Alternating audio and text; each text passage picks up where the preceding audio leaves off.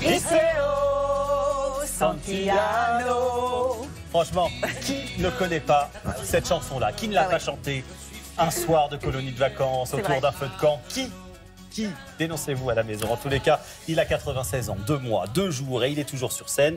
Alors quand certains pensent à la retraite à 62 ans, il y en a d'autres, comme Hugues Frey, qui ont décidé de ne jamais la prendre. Vous êtes même l'artiste français Absolument. le plus âgé au monde, encore en tournée, selon le Guinness Book. Et quelle tournée? On va en parler. Merci infiniment d'être sur le plateau de Télématin. Merci de m'avoir invité. Merci. Merci beaucoup d'être là. Merci d'être parmi nous. Louise et Adrien, bonjour. Bonjour Hugues. On est ravis de vous avoir. Qui est Louise, qui est Adrien? Vous savez distinguer. Maintenant, je sais que elle, c'est Louise. Et vous, c'est Adrien. Exactement. Bon, maintenant, les comptes sont bons, c'est clair, c'est super. Alors, on va parler de cette tournée, évidemment, mais on va passer un petit moment ensemble ce matin et on avait envie, avec Adrien, de mieux vous connaître.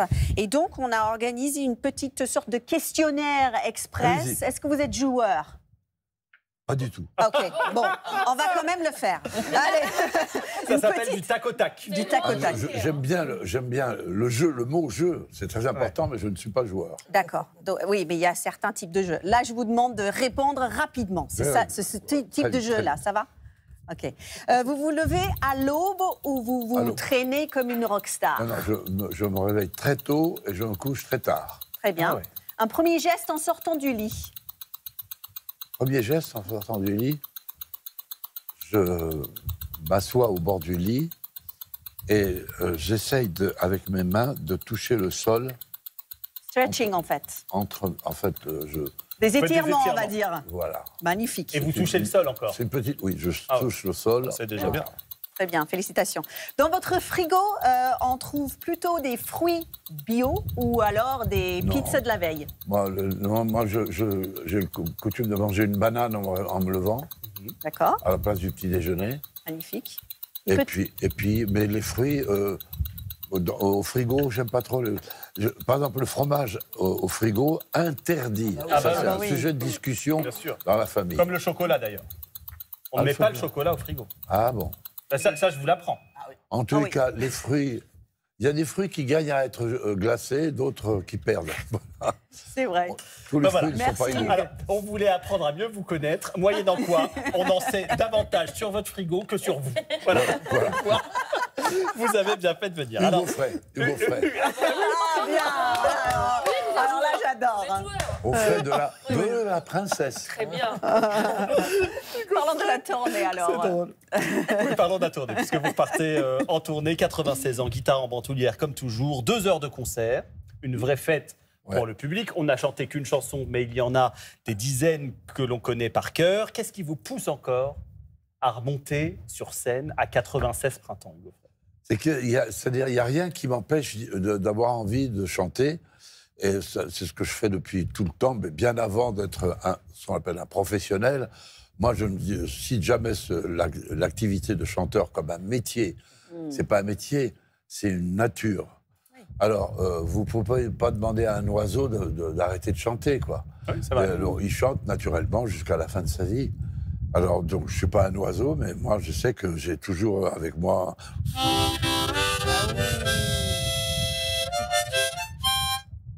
J'ai de la musique avec moi, j'ai besoin de musique, et rien ne m'empêche, personne ne m'empêchera de chanter jusqu'au bout. Ah oui, vous chantez jusqu'au bout, c'est votre vie, ça vous habite, c'est un besoin en quelque sorte. C'est un besoin physique d'entendre et de faire de la musique, oui. Oui, bien sûr. Alors, le Guinness des records vous a consacré comme l'artiste le plus âgé au monde en tournée. Ça vous amuse, ça vous touche, ça fait quoi? Alors, pour être franc avec vous, de moins en moins, dans la mesure où voyager maintenant est devenu une punition. J'arrivais pour prendre le train, il y a une grève, ou bien il y a 2 heures de retard. Ouais. C'est très désagréable d'attendre 2 heures en train de regarder à quelle heure le train va partir. C'est pénible. La deuxième chose, c'est que je suis très sensible au chagrin des gens ou des animaux. Et j'ai un chat que j'aime beaucoup, une chatte. Et quand vous je n'aimez pas vais, le laisser. Elle pleure. Elle reste derrière la porte quand on a fermé la porte et elle pleure. Ça, j'ai du mal à supporter. Après, ce qui évidemment compense tout ça, c'est, j'imagine, l'amour du public. Et votre public, depuis... Il a rattrapé le truc. Non, mais je rattrape, oui. c'est un métier. C'est son métier, c'est son travail. Non, c'est pas un métier. C'est un plaisir. Oui. Mais c'est pas un travail. Le public qui est dans vos salles, depuis tout ce temps, oui. vous l'avez vu changer. Vous l'avez vu se rajeunir peut-être. Peut-être que vous avez vu... il n'a pas changé. Mais vos fans de l'époque, des années 60, ils viennent avec leurs enfants, leurs petits-enfants. Voilà. Non? C'est ce qu'ils font de mieux d'ailleurs. Parce que ça me fait très plaisir. Ça fait plaisir aux enfants. Et faire plaisir aux enfants, c'est le but de ma vie. Alors, moi, j'ai jamais écrit une seule chanson pour des enfants. Et je n'ai jamais été scout, je vous le dis tout de suite. Et ce sont les enfants qui ont choisi mes chansons, mon nom pour leur école. Ouais. On leur a proposé plusieurs artistes, on leur a fait écouter les chansons, ils ont dit c'est celui-là qu'on veut. Donc je n'ai pas imposé mon nom aux directeurs d'école. Et d'autre part, je n'ai pas... qu'est-ce que je veux vous dire? Je ne me souviens plus. Et d'autre part, je n'ai pas écrit de chansons pour enfants. Mais ce sont des chansons qui ont plu aux enfants. Mais elles sont intemporelles, vos chansons. Voilà. Alors, et transgénérationnelles. Merci les enfants, ça sera le titre d'un de mes albums prochains. Oui. Ah oui, teasing, alors ce matin, on adore ça. La tournée, qu'est-ce qu'on voit sur scène? Qu'est-ce que vous proposez à votre public aujourd'hui? Alors, au Dôme de Paris, qui est pour moi un endroit historique, puisque c'est là que j'ai rencontré le pasteur Martin Luther King, pour le premier concert mondial destiné à l'égalité des races, la lutte contre le racisme. J'ai chanté pour Martin Luther King, il était là, présent, il m'a remercié, il m'a serré la main, et quand il est rentré aux États-Unis, il m'a envoyé une lettre de remerciement que j'ai toujours. Ça, c'est la première chose. Beau ça. Le Dôme est un endroit, c'est un ancien lieu de sport, c'était le Palais des Sports. Palais des Sports, oui, tout à fait. Et quand j'y étais, j'ai chanté sur le ring. Ah ouais. Le ring, c'est-à-dire au centre? Enfin, Oui. je sais pas comment ça Là où marche. les gens faisaient de la boxe. Mais la scène est Il un n'y avait ring. pas de scène à l'époque. Mais c'est un ring d'aller sur C'est un scène. ring. C'est un combat. C'est un combat. Et donc, moi, j'ai fait ma chanson Les crayons de couleur. Et ça a été un grand succès. Donc, cette salle, pour moi, elle est magique. Et ce que je vous disais, j'ai jamais été scout parce que ça n'existait pas pendant la guerre. Je ne sais pas si c'était interdit, mais j'étais dans un village du Tarn où il n'y avait pas de scoutisme. Mais les scouts ont adopté mes chansons, ils les chantent. Et je me suis intéressé au scoutisme, savoir d'où ça venait, etc. Et je sais qu'ils ont une coutume, c'est de faire comme on faisait dans les familles autrefois, des veillées. Oui. Ah oui. C'est là où on Donc chante. je vous invite à une veillée au Dôme. Ça sera la grande veillée du Dôme. Oui. Je serai entouré de gens qui ne sont pas des stars ni des vedettes, Ah bon? mais qui sont des amis, des artistes D'accord. qui vont intervenir.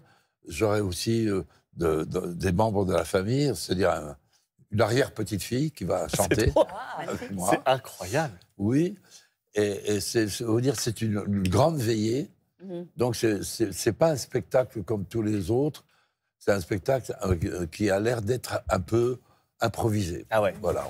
Mais On qui aime ne l'est bien évidemment l'improvisation en plus, qui est naturelle, authentique. Alors, Voilà, et c'est ça que je veux. Voilà, j'ai compris. Vous parlez de la famille et de votre arrière-petite-fille. Vous savez que dans cette émission, on aime faire des surprises. Et on n'en a pas reçu une, mais deux des surprises des membres de votre famille qui ont un petit message pour vous. Regardez. Un petit clin d'œil de la Bretagne, de chez moi, dans le Morbihan, à quelques kilomètres d'une des écoles qui porte ton nom, en hommage à tous ces professeurs et enseignants qui nous ont transmis leur savoir et qui, suite à leur fonction, leur carrière, repartent les yeux brillants en écoutant une de tes fameuses chansons. En attendant, je vous embrasse.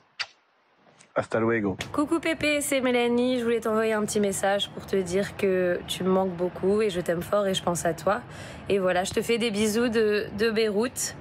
Et comme on dit ici, t'elaktir. Tu me manques beaucoup. Allez, bisous. Ouais, Alors c'est émouvant parce que j'ai été surpris. Alors, première chose, je suis d'origine, Offray, c'est un nom breton. J'ai fait enfin, c'est pas moi qui ai fait l'erreur, c'est un journaliste qui a... La première fois qu'on a eu une affiche où on parlait de moi, c'était Offray et il n'a mis qu'un seul F. Ah oui. Alors qu'il y en a deux. OK. Mais c'est resté un seul F. Et j'ai vu ça, j'ai dit, est-ce que c'est pas un signe? parce que ça fait Hugues, Offray, le même nombre de lettres. Alors j'ai adopté ça, un seul F, ça sera plus simple. C'est une faute culturelle grave. Parce que Offray, c'est 2 F, c'est 2 mots. C'est auf, qui est un mot germanique, et frei. Ça veut dire en haut et libre. Ça me plaît. Ouais. Mais même sans F, on peut quand même considérer que vous êtes libre. Ça c'est un vrai Offray, puisqu'il est breton. Il est charmant. Je ne le connais pas très bien parce que j'ai une trop grande famille. Ensuite, la deuxième personne... C'est votre petite fille, non? Ma petite fille, Mélanie, qui me manque beaucoup. Elle est mariée, elle est aux États-Unis. Et je l'ai aidée un petit peu pour qu'elle puisse faire ses études à New York. Et elle a obtenu un prix de l'école Scorsese. Elle oui, quand même. Premier prix. C'est pas mal. Et elle est en train de tourner ses films.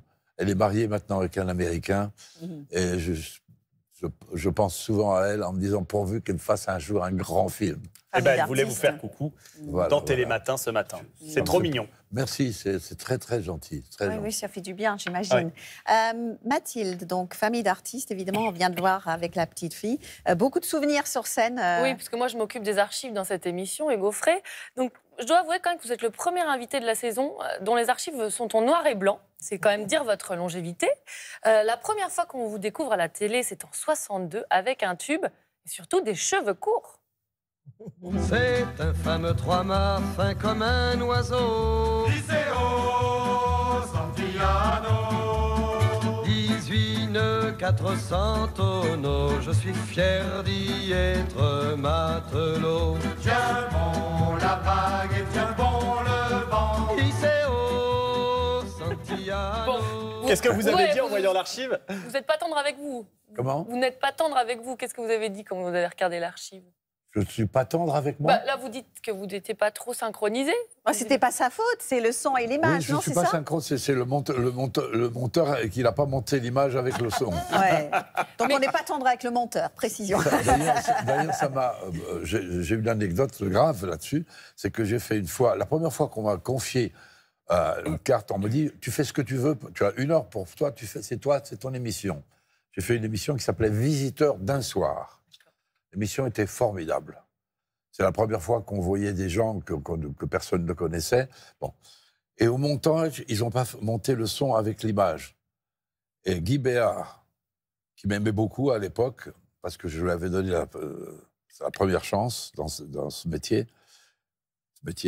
Et Guy Béard m'a dit « Tu n'aurais pas dû laisser passer ça. » J'ai dit « J'y peux rien, c'est pas moi le menteur. » Il m'a dit ça va être très, très compliqué. Et effectivement, quelques temps après, il a fait une émission qui s'appelait Le Grand Échiquier. C'était mon émission. Qui existe toujours aujourd'hui. Ah ouais. Le Grand Échiquier. Oui, ça n'a plus rien à voir avec ce que... C'est vrai. Ce qui veut dire que c'est pas aussi bien, hein, j'ai vu dans ses yeux. Alors, on vous découvre à la télévision et on vous interroge sur votre goût pour le folklore et un poète américain en particulier. Je vous laisse découvrir son nom. Attention à la prononciation du journaliste. Lui aussi, il découvre visiblement. Vous avez pris le costume et vous avez pris aussi le folklore des cow-boys. Oui, pas uniquement des cow-boys. Justement, beaucoup de gens croient que Hugues Offray, c'est uniquement le folklore américain. De tout temps, j'ai été très intéressé par le folklore. Et vous avez découvert Bob Dylan en puisant dans ses répertoires? Et j'ai tout de suite éprouvé pour lui plus que d'admiration, une sorte d'amour. C'est Philippe Aki qui m'a dit ça. Hein. Bob Dylan. Bob Dylan. Oui. Ouais. Je voulais lui mettre une gifle. Mais comment... Non, c'est parce que je me suis battu pour... au début, quand j'ai dit à Barclay, je vais faire un disque, qu'est-ce que ça va être ton disque? Ça va être un hommage au poète américain Bob Dylan. Bob quoi? Alors j'ai compris que ça allait être compliqué. Effectivement, j'ai mis un certain temps pour arriver à faire comprendre que c'était le génie du siècle. Et vous l'avez rencontré? C'est presque une insulte que vous me faites là. Mais évidemment. Bah oui, non mais voilà, pour ceux qui seraient passés à côté de cette info. Il est venu manger le couscous chez moi. Ah bah voilà, bah rien que ça. Oui, et voilà. puis je connais très bien sa femme et ses enfants, je le connais. Enfin, et voilà, bien sûr je le connais. Bah très bien, vous allez le voir en concert, j'imagine, il vient à la fin du mois. Je vais le voir, oui. Bah voilà, vous serez dans les loges peut-être. Est-ce qu'il va revenir manger un couscous? C'est ça qu'on veut savoir. Ah, là, ça c'est la bonne question. Malheureusement, la popularité, même pour moi, c'est pas un cadeau du ciel. Quand on est très populaire, très connu, dans son cas très riche, ce qui n'est pas mon cas, mais on est prisonnier. Et ces gens-là ne peuvent pas faire exactement ce qu'ils veulent. Je sais que maintenant, quand il sort de scène, on le met dans sa voiture et plus personne ne peut l'approcher. Alors si on revient aux archives, en 67, on vous demande à quelle catégorie de chanteur vous appartenez et voici votre réponse. Moi, je considère que je fais le même métier que Georges Brassens, que Jacques Brel, que Sheila, que Luis Mariano, et puis que Fernandel. Mais je suis toujours étonné que les gens disent « Oh, ben moi, vous savez, nous ne faisons pas le même métier », alors que les deux se produisent sur une scène. C'était le mot métier, là. Oui, c'est vrai. À qui vous pensiez en disant ça?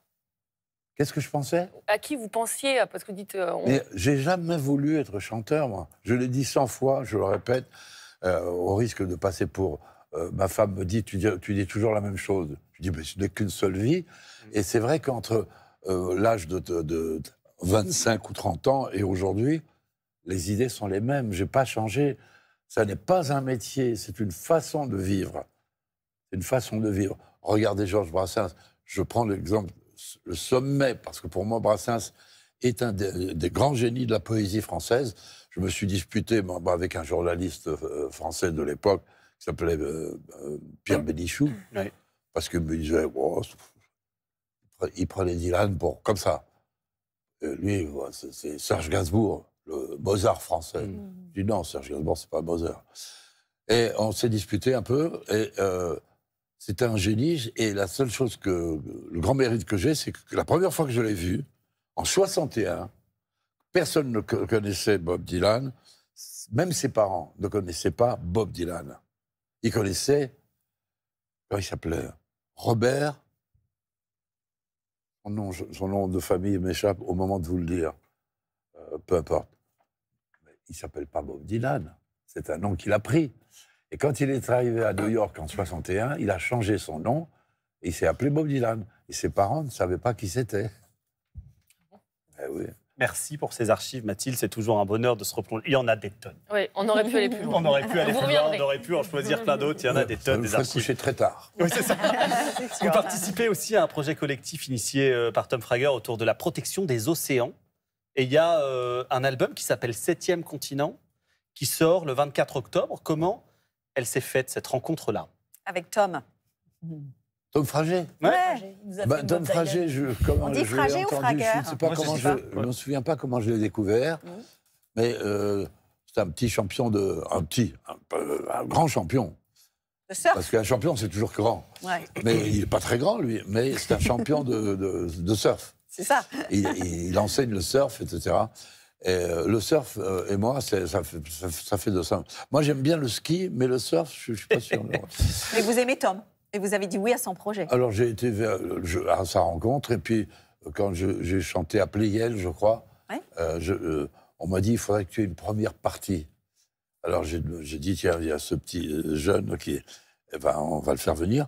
Il a eu beaucoup de succès, et il a fait une chanson qui lui a paru être intéressante à chanter à deux. On la chante à deux. Il nous reste quelques secondes. Je vois que depuis tout à l'heure, vous avez cette harmonica dans les mains.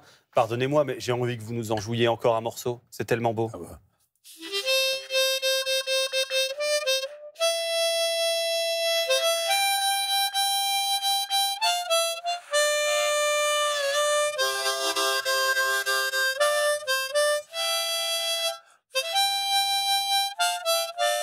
D'où que vous soyez, accourez, braves gens, l'eau commence à monter, soyez clairvoyants, admettez que bientôt vous serez submergés. Si vous voulez être sauvés, il est temps maintenant d'apprendre à nager, car le monde et les temps changent. Bravo Hugues. Merci. Bob Dylan, ou une autre prononciation? Bob Dylan. Merci beaucoup. Que je vais chanter au Dôme, peut-être au début de mon spectacle, je commence par Le monde a changé. Le monde a changé et si vous voulez le voir, je ne sais pas s'il y a des places encore d'ailleurs, c'est le 9 novembre au Dôme de Paris. Et il y a un documentaire aussi, je voulais signaler qui est diffusé sur France 3, rediffusé sur France 3, qui s'appelle Hugo Frey, l'éternel jeune homme. C'est diffusé le 28 novembre. Merci Hugues. Merci d'être venu sur le plateau Merci. de Télématin. Merci beaucoup.